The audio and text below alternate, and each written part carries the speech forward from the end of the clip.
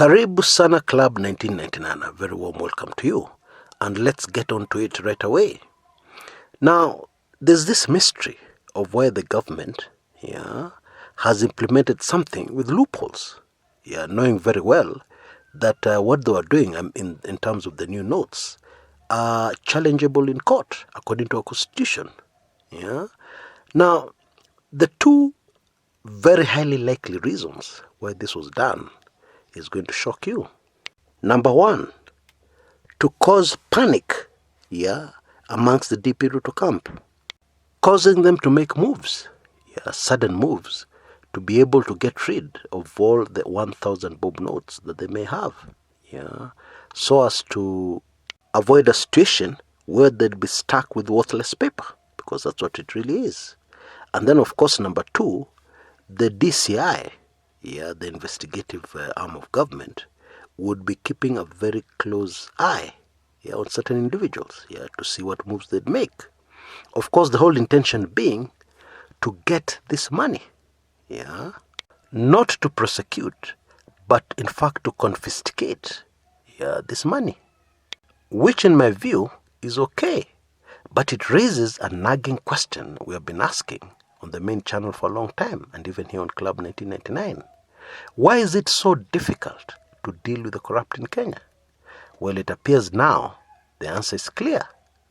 The reason why it is so difficult, virtually impossible, to deal with the really corrupt Kenyans, especially those in politics, is because there's nobody who's clean. And of course, those who are corrupt are very much aware that those who are prosecuting them and those who are leading the fight against corruption are not clean. And therefore it's like a blackmail situation.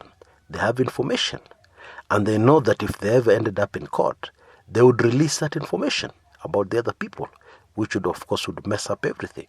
So to prevent this, the game which is being played is what we're seeing unfolding in Kenya, where for the first time in the history of our country, investigators are sharing intimate information on ongoing investigations. That we found this, about this, or the dams, the towels were bought, blah, blah, blah. A lot of information, which has puzzled many Kenyans who have known this country for a long time.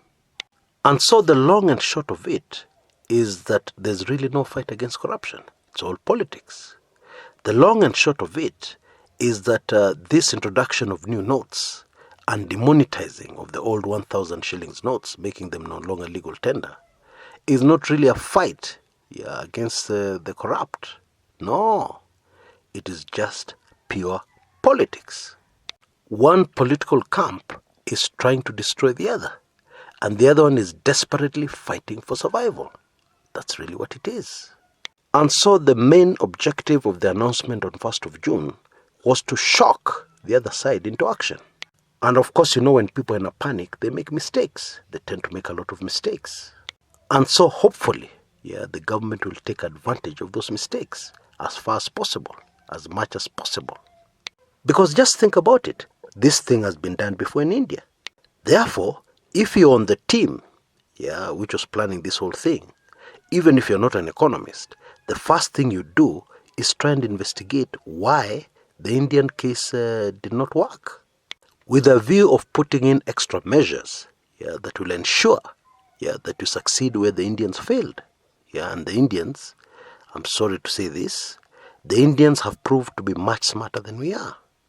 So smarter people tried it, it failed, and now we want to try it, and we're trying it very recklessly, carelessly. So you tell me, are we seriously expecting it to work? Has it been designed to work?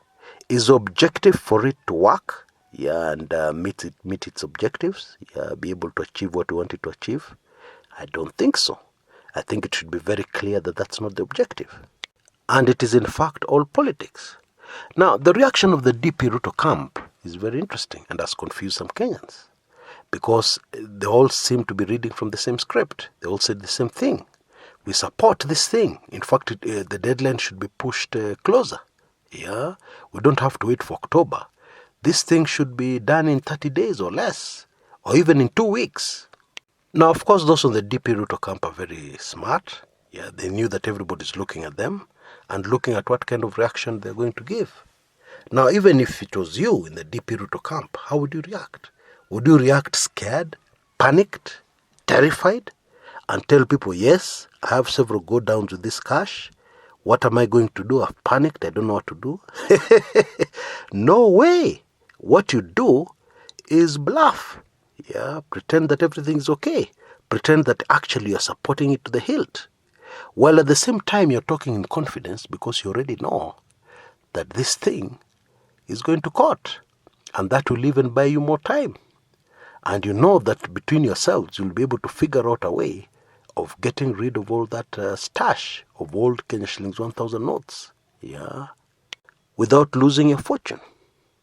It is very sad that actually as Kenyans are hopeful that a fight against corruption would succeed in our country, that actually nothing like that is happening. That all that is happening is just politics.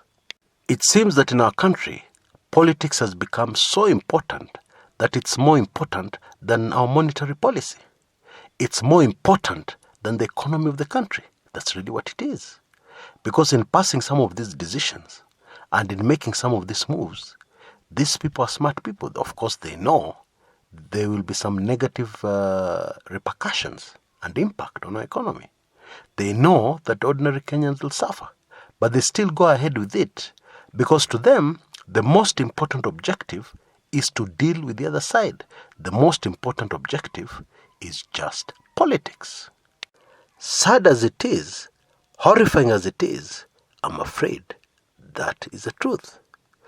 Now, I just want to make a quick note. I apologize. I'm aware that we have not produced any Club 1999 videos for a while. Yeah. That has been due to unavoidable circumstances that have been sorted out now. And now you should expect a revamped Club 1999. Yeah, we should get another video out very quickly. Okay? And the same with the weekly intelligence briefings. Yeah, thank you for your patience during all this time. I really appreciate. And I can assure you that we'll forever always think of the quality of the information we give you on this forum.